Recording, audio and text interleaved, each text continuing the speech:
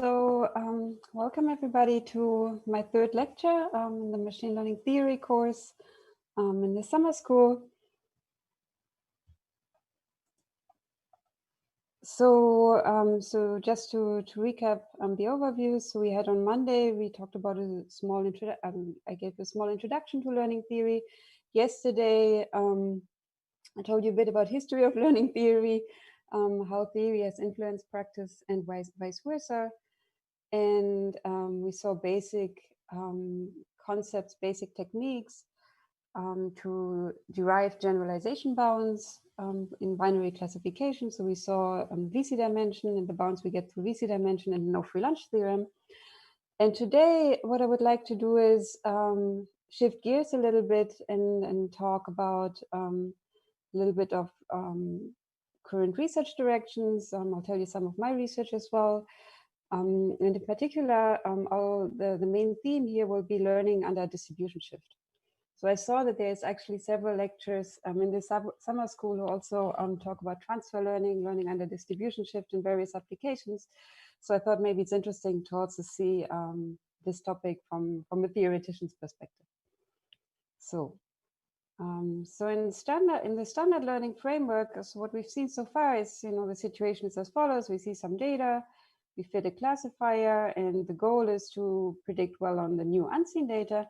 And the main underlying assumption here that is present in most of the developments, most of design of machine learning, is that the training and the test data are generated by the same data generating process.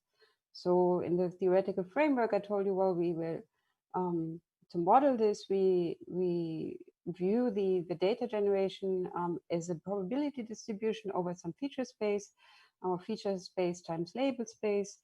And we're assuming that both test and training data come from the same distribution. But this is very often, this is not actually the case. And there's a lot of efforts actually to gain better understanding and to deal better with situations where the data generation changes between training time and test time or application time. So this talk will be a little bit of an overview, various directions, various topics where such data shift phenomena occur, and then we'll also talk about techniques to address these. So here are some situations. So one example for that I've actually seen practitioners, people from insurances mention is that before the global pandemic that we're currently in hit, maybe an insurance employed some machine learning algorithm in order to decide which drivers to give insurance, or a bank maybe wants to decide whom to give a loan, and they decide that on certain features of the customers. But the behavior of people, as we probably all experienced, drastically changed in the past half year. So one example is, maybe before the pandemic hit, somebody had to, have a stable income in order to gain a loan. But maybe during the pandemic, governments are helping out, and even people that just lost their job may be eligible for a loan. Or another example was, if you're a car insurance, the driving behavior of a customer is drastically changed. And what was before good indication of somebody that somebody should be given an insurance at a certain rate, maybe that's not the same during these times anymore. So that's one situation. Another common situation is if you want to train maybe on a medical setup, you want to train some predictor for a certain disease. Maybe training data comes from one country, and now we want to apply this predictor for population in a different country. Maybe certain characteristics of people, certain measurements, medical measurements changed in different situation, but the same test results may still indicate whether somebody, say, has diabetes or not. Another very common situation arises from the fact that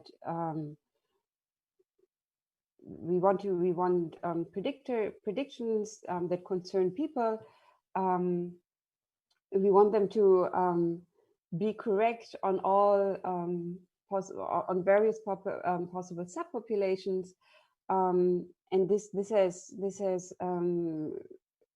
given rise to a lot of fairness concerns recently, since these methods, if they are trained on a certain majority group, they may actually not perform so well on a minority part of the population. So we may want to have some sort of interventions that make sure that the predictors that we train, that we use to make decisions that will affect people's lives ultimately, that they perform equally well or have equally good predictive performance, say on some minority part of the population as they do on the majority part. Another situation or another common phenomenon is that the inputs to a predictor, they could actually be manipulated on purpose. So small corruptions on inputs to a predictor may actually cause a predictor to have drastically decreased performance on such inputs. Or we could actually, maybe we've trained a predictor for some tasks, and now we want to use part of our learning framework, maybe even the same data set, to train a predictor for a similar task that is not exactly the same, but is related. We have some knowledge on how these two tasks are related. So, for example, we could maybe we trained an image classifier for cats, and now we want to train an image classifier for dogs. So these are not exactly the same tasks, but they are more similar than, say, training an image classifier for cats and deciding whether a patient has diabetes based on some medical tests. So just to give you a little bit of a view on how we would model these situations. So in the first situation, what changes really is the relationship between input features and output features. So the labeling function has changed, we would say here. So beforehand, certain behaviors were an indicator of people were an indicator that somebody maybe should not be given a loan. Now these same indicators don't have the same implications anymore. So it's really the labeling, the relationship between the inputs and the outputs that have changed here. In the second situation, I would model as a situation where the labeling maybe didn't change, but the distribution over the feature vectors changes. So the distribution over the covariates has undergone some shift, but the relationship between a certain input and the target output has remained the same. So the third situation here is what we know as adversarial learning, or learning under adversarial manipulations. So this is not a naturally occurring phenomenon, but we have a situation where some entity is actually manipulating the inputs with the goal of inducing a mistake on the classifier. And the last situation here that I described is really scenario where the learning task has changed. So these are kind of, all of these are situations where we have a difference between maybe learning at training time and what we want at test time, but they're very different conceptually. We would model them very differently, and therefore they would also require, of course, very different approaches for solution.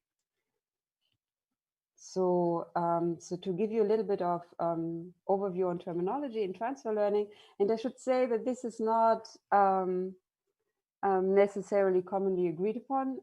So there is, so I'll give you maybe an overview on the terminology that I would tend to use, and I don't think it's too esoteric, but it's not written in stone. So some people may use slightly different terminology. So just as a small warning here. So before the terminology, so what is common in all these scenarios? Is that the data generation differed between training and test time, and the common goal in addressing these scenarios is that we want to adapt an existing method. So we already had a method that is successful for learning or training a classifier for some task or on some kind of population. And rather than now retraining, maybe preparing a data set, labeling a data set, retraining entirely from scratch, we want to adapt the existing method to now perform well on the new task. So this is what we call transfer learning. So it's this difference between well, realizing there was a change and say, well, now we have to start entirely from scratch. Instead, what we want to do is we want to say, well, we already did well here. Can we somehow adapt and somehow get away with doing less work than training on a new task entirely from scratch? So this is what connects all these different scenarios. And so in terms of terminology, domain adaptation, I would say is usually used for a scenario where we have just two, say maybe a one-step adaptation. So we have some source. So we train a predictor on some task, and the goal is now to adapt it to a different task. We realize, oh, some shift has happened. How can we adapt what we already have to a new scenario? And often in this setting, we are in a situation where we maybe have lots of annotated data, labeled data from a certain task, but we only have unlabeled data from the new task. So if you think of this, say the medical situation, maybe we have a good classifier for a certain disease trained on the population of some country, and now we have a lot of data for the population in a different country, but maybe nobody has sat down yet and labeled all this data. So this is a very typical scenario for what we call domain adaptation. So it's an adaptation from one task to a different task after a shift. So single shot learning now, one-shot learning is kind of a special case of this. So this is something that has always becoming popular in very recent years. So it's essentially a domain adaptation setting where we want to get away with very, very few data points from the new task. So maybe just one labeled example, or maybe just a handful of labeled examples.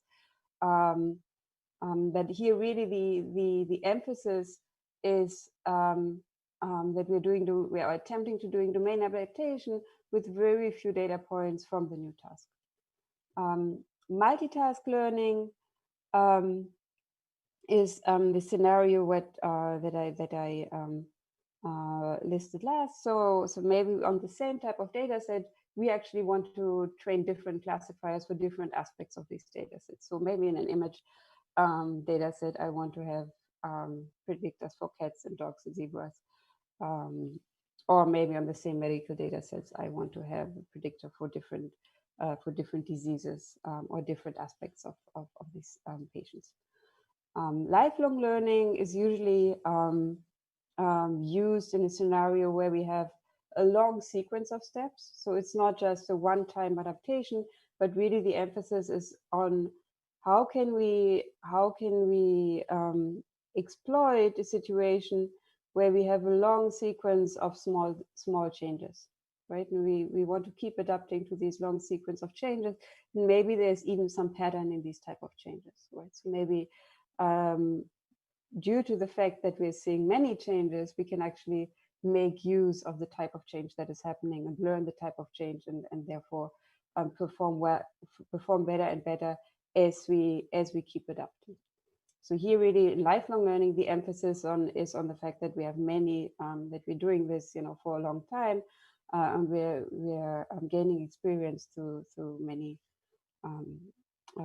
adaptation steps. And then the last scenario, adversarial learning that I put here, this is often not classified under kind of the transfer learning umbrella, but I would still say it's also a situation where the type of data that we want the classifier to perform well on at application time, it's not the same that we had available on at training time. So we need to have some sort of intervention to make sure that the classifier will actually be robust to this type of data shift that may happen at application time. So I want to start, so maybe for the remainder of this talk, so I'll say a few words. I'll start with adversarial learning. I'll say a few words about adversarial learning, and then I will mostly be focusing on domain adaptation.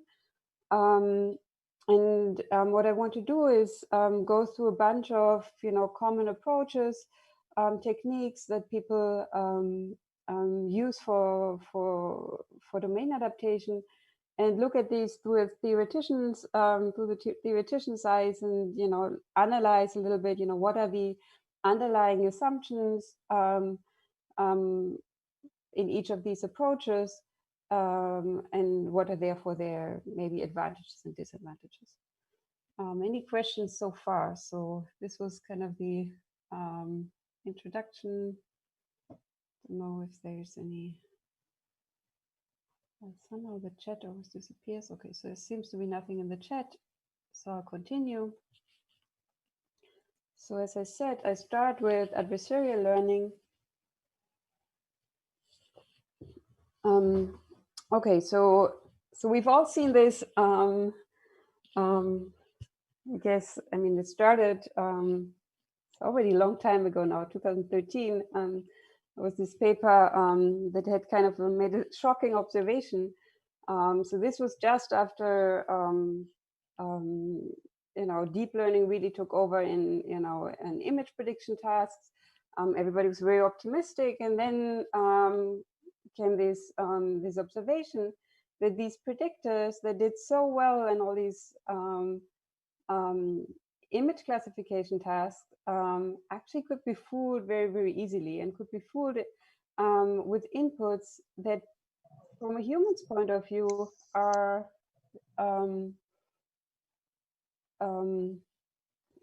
really look entirely like easy tasks, right? So there were these. So what they did is they took some images, trained a classifier, were performing image classifier, and then turned out if you just flip a few pixels or add some noise to a human, it still looks like the same image, but the network gets completely confused. So what we want in adversarial learning is that the network predictor is not only doing well on the task that it was trained on, but also to some sort of perturbation of these inputs. And the idea is that these perturbations are somehow imperceivable. So the question is, what do we actually mean by this, right? So in images seems clear to us. Well, here I don't see a difference between these two images. The network somehow does. So what does this mean? What does it mean that it's a small perturbation? So there are two. So now, of course, people have started working on this, and I would say there may be two main approaches in practice. So we can either pre-process the training data or post-process an already trained predictor, right? So what is, I think, very popular and successful in practice is that we take the training data and we already add these perturbations to our training data set. Oh, there's a mistake in my.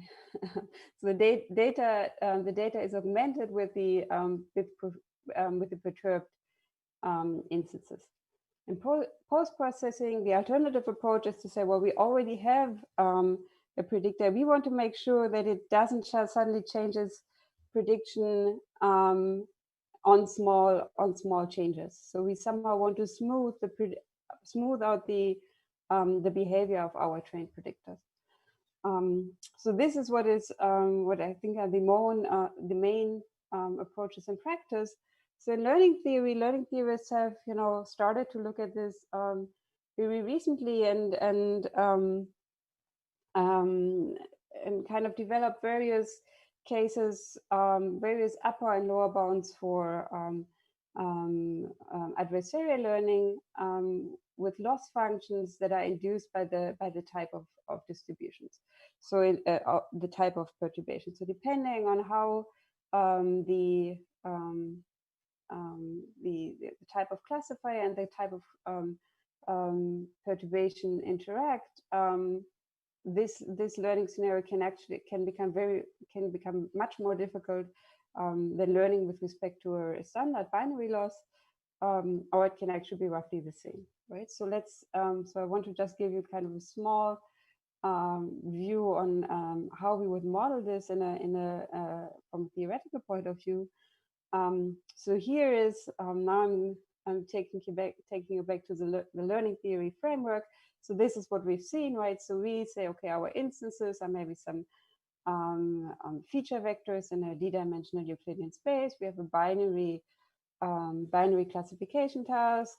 We already we saw that we need to typically restrict ourselves to some fixed hypothesis class. So here it could be, your networks of a certain architecture. And so now we train some predictor on this data set. So say this predictor does perfectly well here in this situation, does perfectly well on my data. So in binary classification, the typical binary classification loss, we say, well, the predictor makes a mistake if it misclassifies one of the points, right? So if this point here, this now red point, is actually on the wrong side of the decision boundary, the binary classification loss would say, well, this we will hold against the predictor. Right, so the adversarial loss is actually much more strict. So what the adversarial loss does, so we can phrase this as follows. We're saying a predictor, so again, so I'm phrasing a loss function now, and if you remember, a loss function is always a function that takes in a predictor and an input and an output, right? And so we're saying that the predictor suffers adversarial loss if there exists a point in the set of admissible perturbations. So here u of x, I'm calling all the possible perturbations that we would consider as imperceivable on this instance. So if there exists an instance x prime, so x prime would be sitting here on the other side of the decision boundary, such that the predictor on this instant x prime has a different label than the label that was observed in the instance. Right, so so what you can see here is that the adversarial loss, so is actually we are paying adversarial loss in these two situations.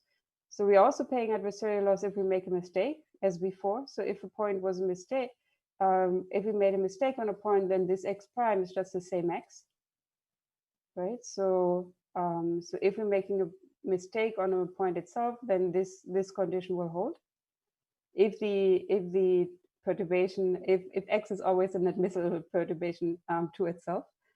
And the other situation in which we pay adversarial loss is if a point sits close to the decision boundary of the predictor, and close is now not necessarily measured in terms of our usual metrics. So here in my picture, I mean, it looks like it's just a ball, but this could be something different. So this really depends on what we consider an imperceivable perturbation in the specific task that we're looking at. Right, so this could be modeled in various ways. So for example, through small perturbations in terms of a norm, but it could also be something very different. So we're paying adversarial loss if either we're making a mistake on a point, or a point sits close to the decision boundary, where closeness is now measured in terms of the perturbation type of our adversary.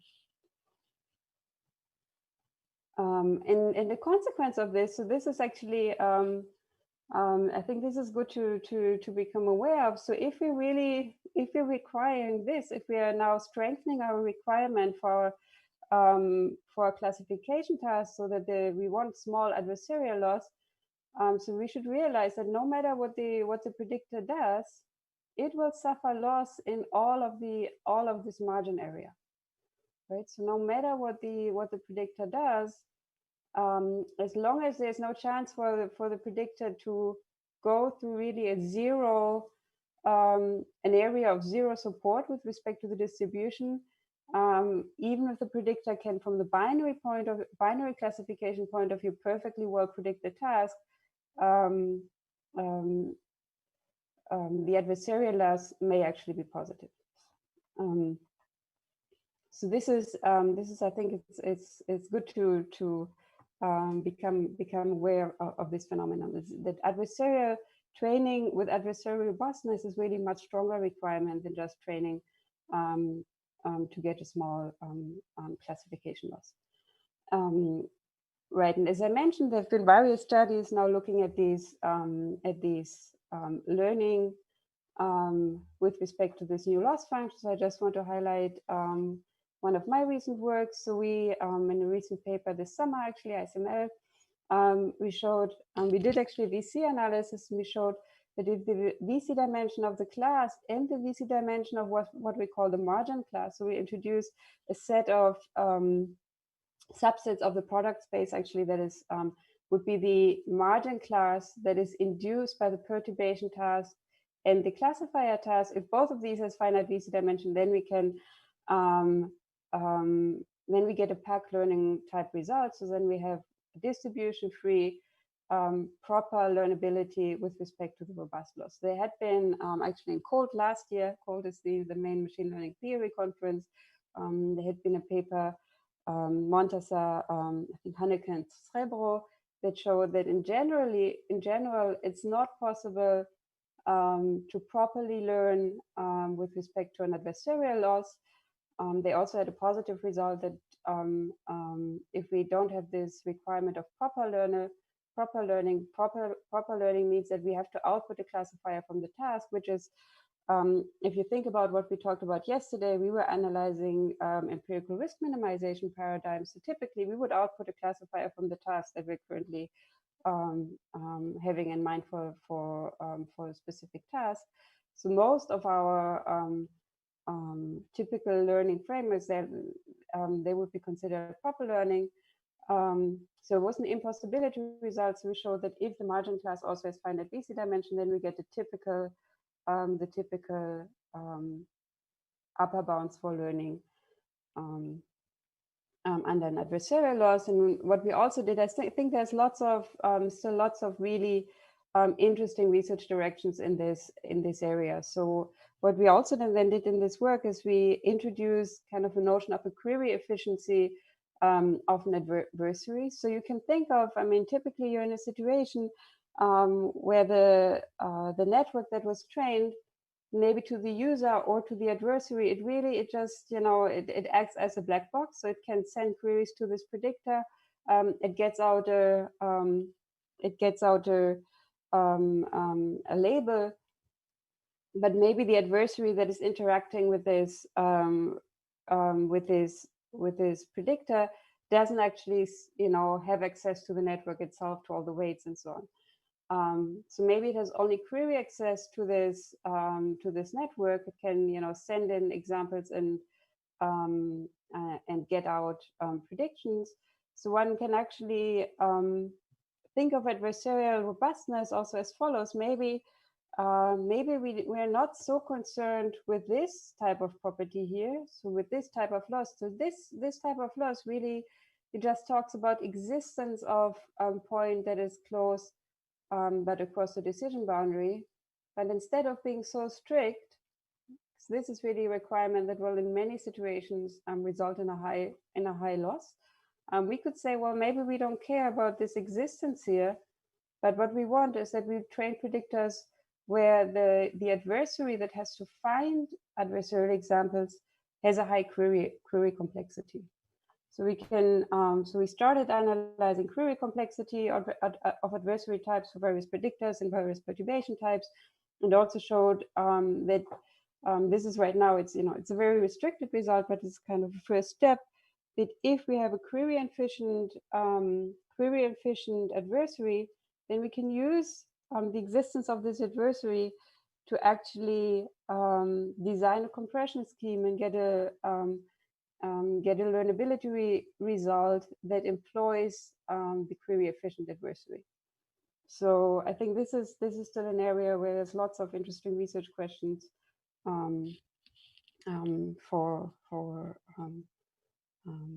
anyone interested in getting more fundamental theoretical understanding of machine learning.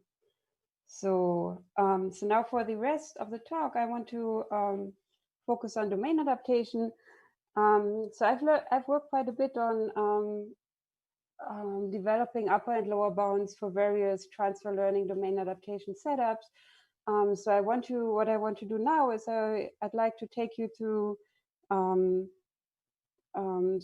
you know, 4 kind of main paradigms that are maybe used for or used in practice for domain adaptation, and look at them from a theoretician's point of view, and analyze what are their underlying assumptions, and therefore what are maybe their advantages and disadvantages.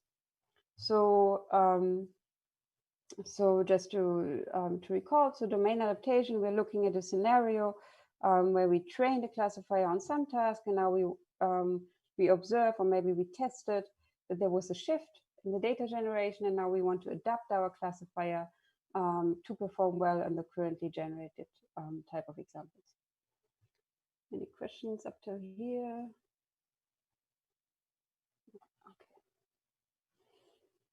Okay. Okay, so let's have a look at how we formalize domain adaptation. So here's our formalization of binary classification now turned into the domain adaptation framework. So again, we have a domain or feature set, which we still call X, and we are still in a binary classification task. But now we're dealing with two distributions. We have the source distribution, which is the task that we either have lots of label data from, or maybe we already trained a classifier on, and then we have the target distribution.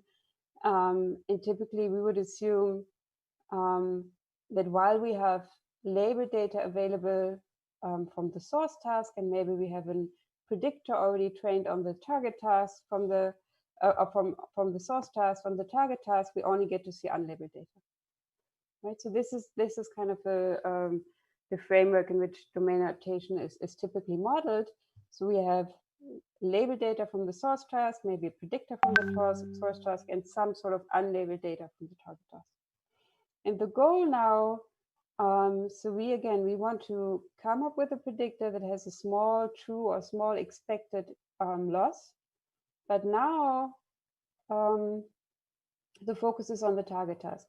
So given these inputs, labeled data from the source task, unlabeled data from the target task, maybe a predictor trained on the source task, we want to come up with a predictor that has small loss with respect to the target distribution.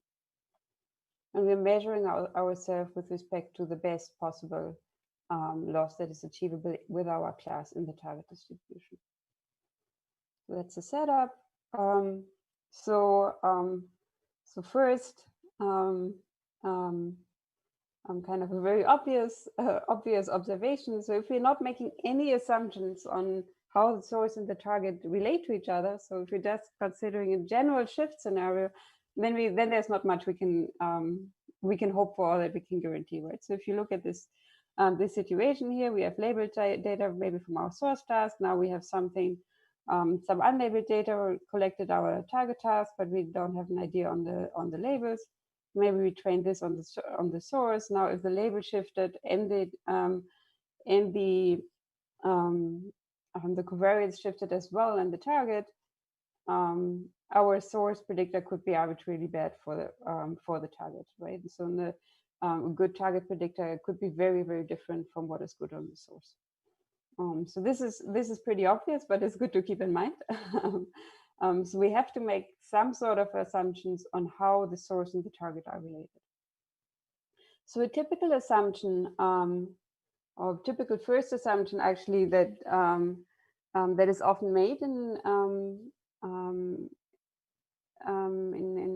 theoretical studies on domain adaptation, and it's also actually justifiable often in practice, is the covariate shift assumption. So covariate shift, essentially it means that the labeling between source and target doesn't change.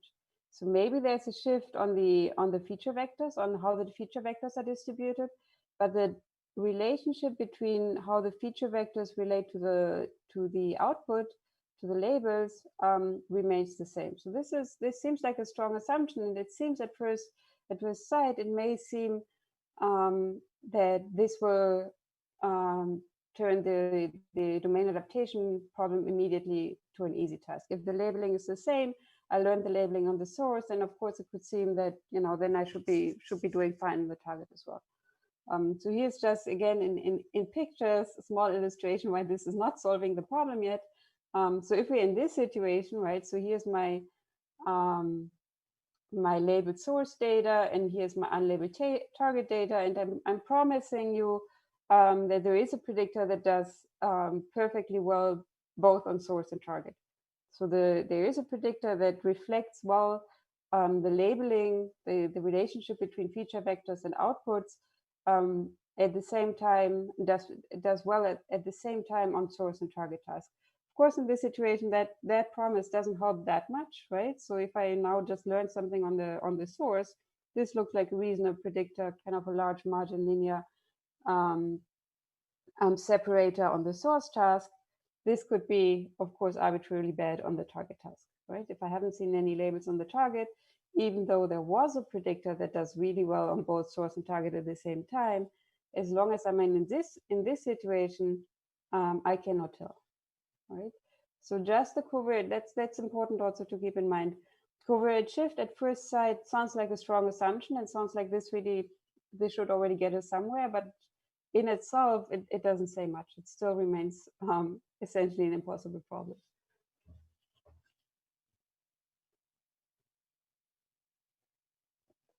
Okay, so no matter what we do, we'll have to make even additional assumptions if we want to develop any successful methods or get any sound theoretical guarantees on these approaches. So first lesson learned here is that to address data shift phenomena, we need knowledge on the type of the data shift that has happened and on the relatedness between source and target task. And typically in practice, really what you want to do is probably you want to have some sort of combination or going back and forth between testing and adaptation phase. So that's also maybe good to keep in mind. Okay, so now I want to, okay, I have 12 minutes. So maybe we'll not get to all 4 methods, but well, at least, maybe the first 2 we can, I can discuss with you. So here are 4 typical approaches that I want to discuss. So first is reweighting. So one very, very popular approach is let's reweight the source data to somehow reflect the target data. The second is model distillation. So here we are using an already trained predictor on the source to now label the target data and see how far we get with that. The third approach is to use a mapping of both source and target task into a joint feature space. And then the last approach I want to mention is this number 3, really it requires knowledge of what could be a good mapping into a feature representation where both source and target look the same. What is currently, especially in the deep learning community, often used or attempted is to actually learn this feature map representation, right? So so these are 4 common approaches that one could invoke to address the domain adaptation problem. So let's start with looking at reweighting approaches. So the idea here is that we have this label data from the source task, and the idea is to somehow reweight, to use density ratios to estimate the density ratios between source and target, and then minimize a reweighted risk to get a good predictor over the target task. So here we use the data points that we collected on the source, and we're reweighting them with these density ratios. And what is nice here is that this gives us an unbiased estimate of the target loss. So if we actually had access to these, to the correct density ratios, right? So if we know exactly what to reweight every point with, then this gives us an unbiased estimate of the target risk. So this looks very promising, of course, right? So kind of now all the work left to do is to actually get good, have an idea on what are these density ratios, right? So if we have access to these density ratios, then it's essentially our problem is solved. So now let's look at the underlying assumptions of this approach. So the hope is that we can actually estimate the importance weight based on unlabeled data. So unlabeled data is, of course, always cheaper than labeled data, right? So annotation is actually usually requires human time, human work, human knowledge. So that's an expensive task, or it's an expensive part of the machine learning pipeline that we would, if possible, like to prevent, right? So importance weight, if we just look here again, these are just functions of the feature vectors. So we don't need labels for these. So the hope is maybe we can estimate these weights based on unlabeled data, and therefore get away without having to label the target data. The issue is that reliable importance weights really require unrealistically large amounts of data points, and I'll try to convince you of that. So let's look at the underlying assumptions of this approach. So here in the upper right corner, reminding you of what the approach is, we want to minimize a reweighted source sample in order to get a predictor that will perform well on the target. So now the requirement, of course, if you just look at this formula, one requirement is that these density ratios, that they don't grow to infinity, right?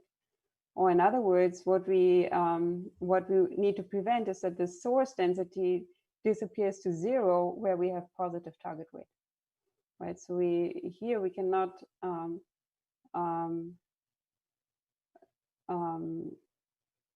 consider points where the source actually doesn't have any support, where the source density would be zero. And we're also assuming for this, for this to be an unbiased estimate, what I was claiming to you before, we're making the covariate shift assumption. We're assuming that the relationship between features and outputs remains the same in source and target. So we're in this situation. So this bounded density ratio assumption, that kind of prevents the bad example that I was showing you before, where the target was just sitting somewhere else. And then, of course, even with covariate shift, we don't know which predictor to use if we only see labels from the source. So now this bounded density ratio assumption kind of forces the target to only sit in areas that are also covered by the source. So now there's kind of two issues with this approach. So one is the density ratios are difficult to estimate. And the other one is, if we now look at this example, one could say, well, why is reweighting even needed? Because now the target is just sitting where the source is. Can't we just use the source predictor? Why do we need to do this, trying to estimate the density ratios? So I want to have a look at these two questions. So first is really kind of a warning that density ratios are very difficult. Density estimation in itself is a very difficult problem. Density ratio estimation is not going to get any easier. So we have this was a while ago, 2012. We had a result where we showed that if we're in kind of a distribution-free, we want finite sample bounds type of framework, then it's impossible to distinguish between a case where the density ratio is 0 and the density ratio is 1 for all points in the domain. So this is actually, it's a very strong lower bound. So not only are we saying, well, you can't estimate them so and so well, we're saying, well, you can't even distinguish these two drastically different cases where all the density ratios are 0 and all the density ratios are 1. So just to give you like a quick idea of the proof, so just in picture, So we were looking at a situation where, say, the source, so we have some, source task, it has some labels, and we're promising you covariate shift. The target task has the same labels as the source. So now you get to see, but the idea here is that the target we're promising is either all blue or all red. So now you get to see a labeled data set from the source. You get to see unlabeled data points from the target. So now, as long as you don't have collisions here, as long as we don't get to see the same point in both source and target, we will not be able to tell whether the source is sitting. I mean, here in this example, the source is sitting on the blue. But just from this information, labeled data from the source, unlabeled data from the target, you cannot tell whether the source is blue or red. The target is blue or red. And for collisions, so this is kind of a birthday paradox type of calculation, right? So in order to have good chance to see actually a collision, you need to see order or square root of the domain size. And if the domain size is infinite, this is just an impossibility result. And then one can turn this type of impossibility. I mean, of course, now one can say, well, this seems kind of silly. The source doesn't have any structure. One can turn this into a lower bound that will take into account the smoothness of the labeling, right? So, so one can either say, well, it's an entirely impossibility result in a discrete setup, or in a continuous setup where we're assuming a smoothness on the labeling relation. This will be, a kind of a quantified lower bound in terms of the smoothness of the labeling relation. Yeah, so I'm running out of time, so I think I'll finish the density ratio, and then maybe I'll have to do some skipping. So the other question I wanted to ask is, why is in this situation, if we're already making this assumption here, why is density, why is reweighting even needed, right? One could say, well, can't we just use the source learned classifier? And indeed, one can show that if you have a consistent method, if you have a method under these assumptions, bounded density ratio and covariate shift, that where as we see more and more data, my source risk converges to 0, but this is important, it needs to converge to 0, then the target risk also converges to 0, right? So then we can use the same type of predictor, and the target risk will converge to 0. And of course, the rate here will depend on how on the magnitude of these density ratios. So this is kind of optimistic, but here this is a strong requirement that we can actually have a method that where the source risk will converge to 0. So here, if it doesn't actually converge to 0, if we have a positive approximation error of our class, then reweighting can actually make sense. So let me also just convince you of this in picture. So if so this is again our situation, source and target. We learn some predictor on the source. Say we also have these labeled examples from the source. So we wanted to use this type of predictor, say a linear predictor, so the source cannot get all of them correct at the same time. And now the source decides, well, here, this seems to be kind of the heavier part of the population, so I'll sacrifice this part in order to get this larger part correct. But now it really makes a difference on where the target is sitting, right? So now we can imagine a situation where if all the target points, we get to see unlabeled target points on the unlabeled points on the target. If it turns out they are all sitting here, well, then actually reweighting would make sense. So then this this combination of data points labeled from the source, unlabeled from the target, really tells us, well, pay attention to these points in the source rather than to these points, right? So this is kind of formally, if we wanted to phrase this formally, if we have a larger approximation error, if we're not guaranteed that we have a consistent source learning, then it can make sense to actually consider a reweighting. So to summarize this, so reweighting the source is one common popular popular approach to address domain adaptation.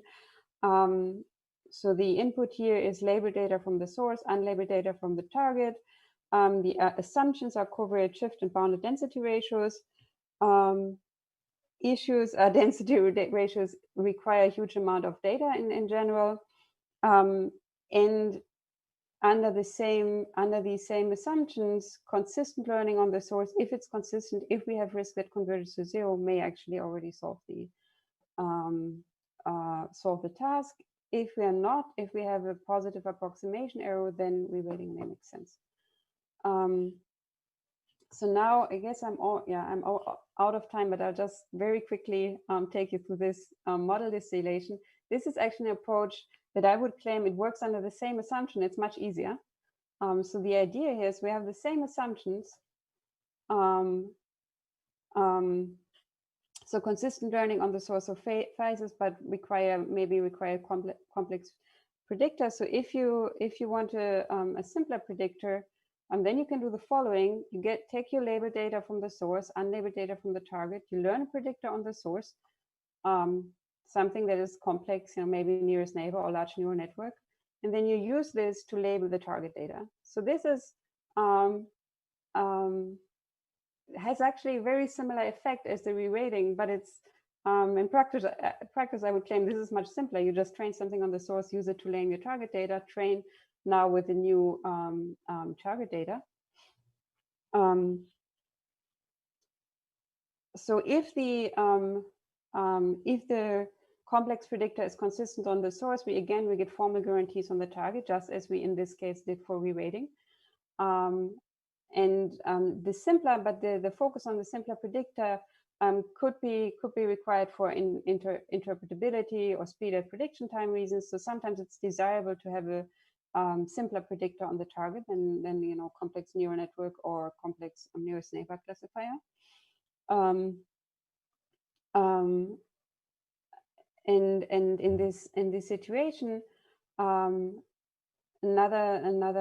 comment I would like to make is that the weight ratio requirement, we can actually overcome it with active querying. So have some work on how to use this model distillation approach, and also how to actually incorporate active querying to overcome the density ratio assumption.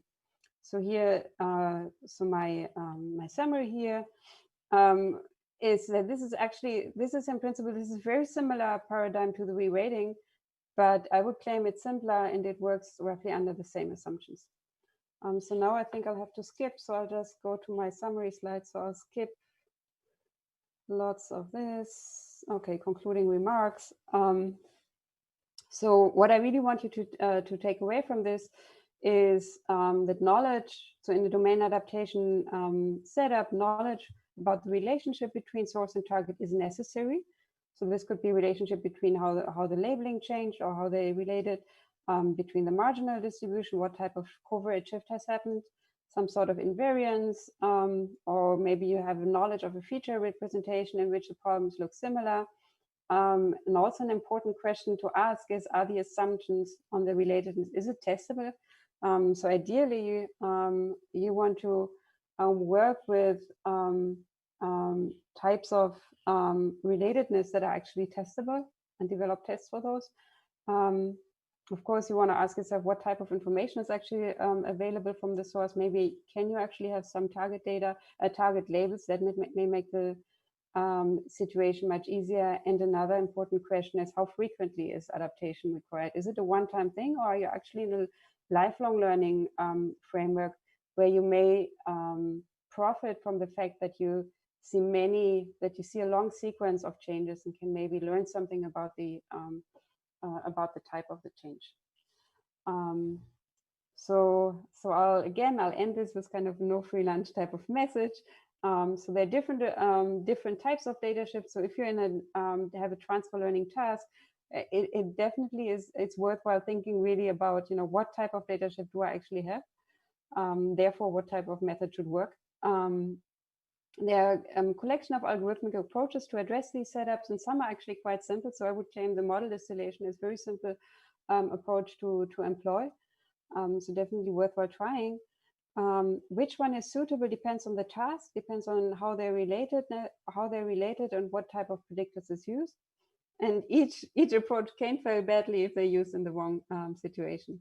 So whenever you see somebody selling a new transfer learn, new domain adaptation method, I would always ask, what can you explain? What are the underlying assumptions here on the type of shift that has happened? So that so I really want to promote that, you know, if you develop a new transfer task, you should, you know, also at least intuitively explain what is the type of shift that has happened, so that it actually people that, you know, are in a similar situation can ask themselves, well, do we have this type of shift? Do we have that type of shift? Are there maybe tests available for these for the type of shift that has happened? So that is, sorry for the rush in the end, but I'll conclude with this. Do not worry about that, Ruth. On the next session, there will be time to do a recap. So maybe it's also possible to discuss some ideas that you went very fast through. And then after that, we'll have our questions. But yes, it was very nice and interesting, also because it combines very nicely with what other speakers have presented on transfer learning, also on online learning and so on. So there is a lot of connections with your current research. Great. Yeah, so I'll be available for questions. I send you my slides. I don't know if they're available to the participants, but yeah, so I'll be available for questions tomorrow, I guess around the same time, right? No, an hour earlier. Yes. Okay. So thank you very much, Ruth, and then see you tomorrow. Have a nice day. Yeah, thank you.